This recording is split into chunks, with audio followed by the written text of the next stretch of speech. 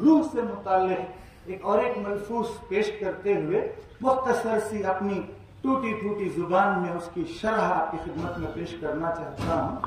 دادا علیہ الرحمہ کا خود کا جملہ ہے، دیکھو انسان کے اندرون میں، انسائڈ آف ہیومن بینگ میں ایک کشمکش جاری ہے، ایک جنگ جاری ہے.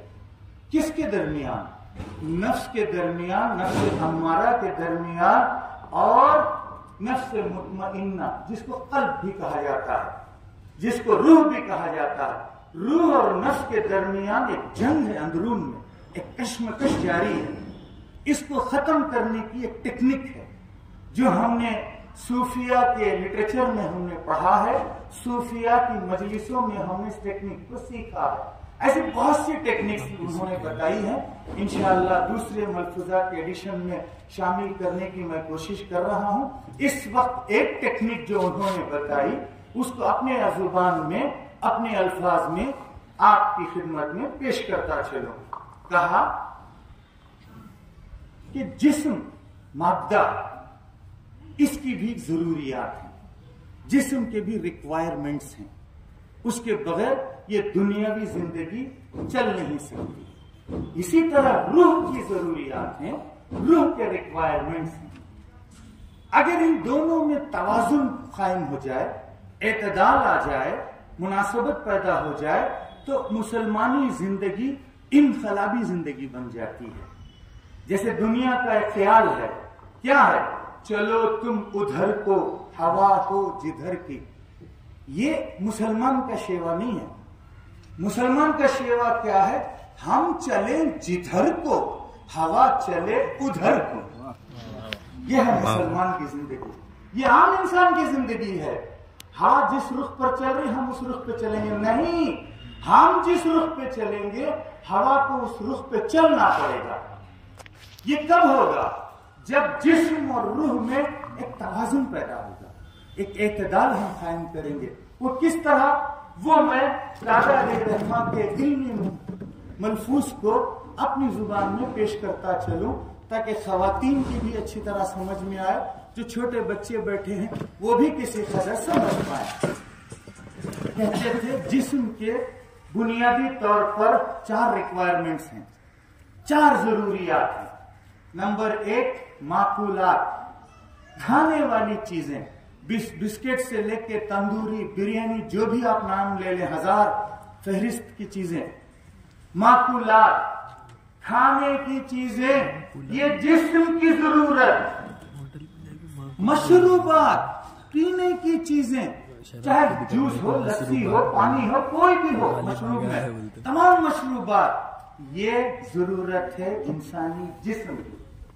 تیسری چیز استعمالات، استری عین باکس سے لے کے اسکٹ میزائل تک، بندوق، تلوار، رکابی، ہر چیز استعمالات میں جو ہے وہ انسانی جسم کی ضرورت ہے. اسی طرح ملبوسات، لباس، پہننے والا کپڑا، چاہے ریشم کا ہو، کاٹن کا ہو، سلک کا ہو، کوئی بھی ہو. تو یہ 4 چیزیں انسان کے جسم کی ضروریات ہیں. معقولات، مشروبات، ملبوسات، استعمالات. اسی طرح ان کا استعمال کرنا جسم کے لیے جائز طریقے سے، اس کی پوری اسلام میں اجازت ہے، ممانعت نہیں ہے. لیکن انسان کی جو غلطی ہے، جس کی وجہ سے سکون سے محروم ہے، اتحاد سے محروم ہے، خدمت سے محروم ہے، عبادت سے محروم ہے، عبودیت سے محروم ہے، ابدیت سے محروم ہے، اس کا بنیادی سبب روح کے ریکوائرمنٹس کو بالکل فراموش کر چکا ہے، روح کی ضروریات کو نظر انداز کر چکا ہے. روح کی ضروریات، روح کے ریکوائرمنٹس بھی 4 ہیں.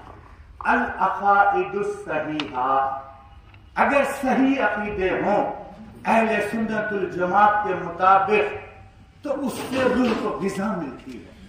اس میں بدعات نہ ہوں، اس میں خرافات نہ ہوں، اس میں بیجا رسومات نہ ہوں، مروجات نہ ہوں، قرآن حدیث کے خلاف باتیں نہ ہوں، کتاب و سنت کے مطابق عمل پیرا رہے انسان، العقائد صحیحہ، صحیح عقائد پر گامزن رہے، کاربند رہے، یہ روح کی بنیادی غذا ہے، اس سے بھی لیس ہوتا چلے۔ دوسری چیز فرماتے تھے جو روح کی غذا ہے وہ ہے اعمال صالحہ، نیکی کے کام، یہ بھی روح کی دوسری ضرورت ہے۔ تیسری چیز ہے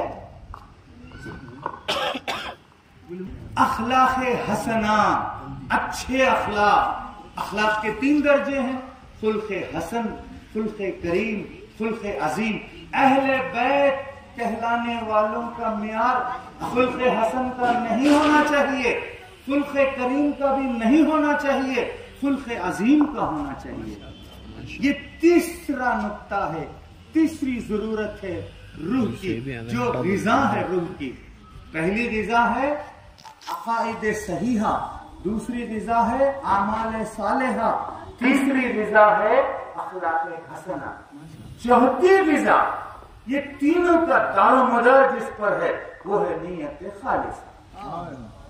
یہ تینوں چیزیں ہیں، نیت اخلاص کی نہیں ہے، خلوص نہیں ہے تو ضائع ہو جاتی ہیں۔ تو دادا علیہ رحمہ کا روح سے متعلق یہ ملفوظ تھا، وہ دماغ سے متعلق۔ اب